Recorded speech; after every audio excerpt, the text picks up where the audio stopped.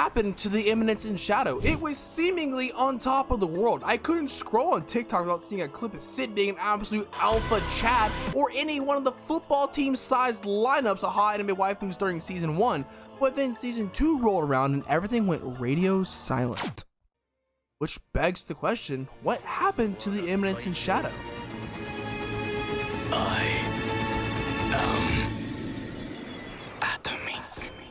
The Eminence in Shadow is the newest big isekai title that's made a name for itself lately by doing the outrageous, like committing unalive via truck-kun because you can't live a nuclear blast, being so unapologetically self-indulgent by writing a 7-minute bath scene where the two characters literally talk about how big the MC's dong is, or simultaneously having the MC bark for money and then having the power to level a city with a single slash of his sword. The Eminence in Shadow is literally as good as whatever Sid decides to pull off his prison wallet that episode. And he's the only character written to date that can accidentally start the world's largest organization of anime bait, or come up with 48 ways to lose a fight and then have the audacity to make us watch the same animations not once, not twice, but 3 different times to then turn around and decimate the ghost, the most powerful person at the world at the time, and the audience just be okay with that.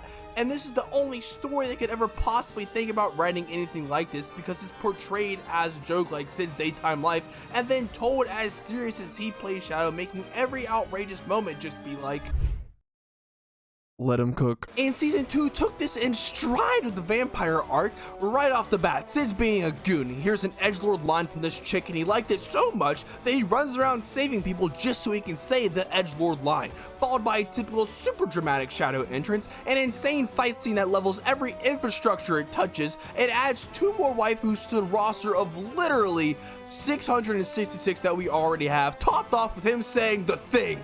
What could have possibly gone wrong in season 2? He quit. He literally quit Shadow Garden. That's what could have gone wrong. Understandable though, because he's probably watching more of my videos. Make sure you like, subscribe for more. The majority this season was literally Shadow Garden and the Cult of Diablos playing Monopoly with the economy. They were moving funds around, counterfeiting bills, attempting to crash the market, all to take financial footing of the other away. Which, I mean, just sounds like a weaker arc to anything else we've seen so far, and not really like anything we've seen in the Eminence in Shadow to date. And no, I said Shadow Garden, not Sid. He just sat on this train the whole time while the body pillow hotties panicked. Like I said earlier, this anime is only as good as whatever Sid pulls out of his prison wallet. Removing Sid from the majority of each episode is like taking men away from JoJo fans. They become a hollow version of itself and can no longer function the same. And then if you notice, as soon as Sid returns for the final 3 episodes, the season goes right back to business as usual, and I would even say takes it a step further.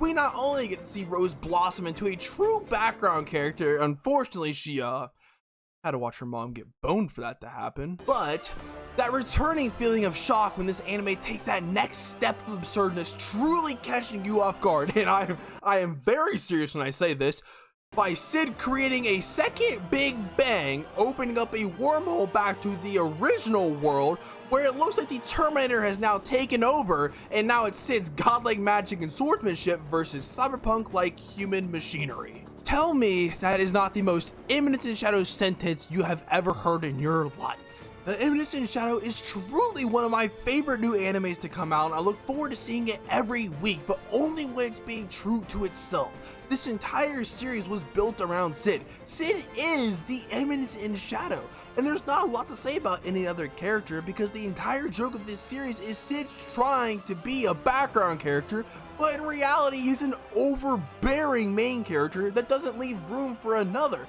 And the only scenarios that let Sid shine this way are the ones that unrealistically ask you to buy into that absurdness, and Sid is the only reason we can. This story can't survive without Sid, and Sid can't survive without this story. So no, I don't think it fell off. I just think the John Smith arc was the weakest arc that's been adapted so far, and that just so happened to be the longest segment this season.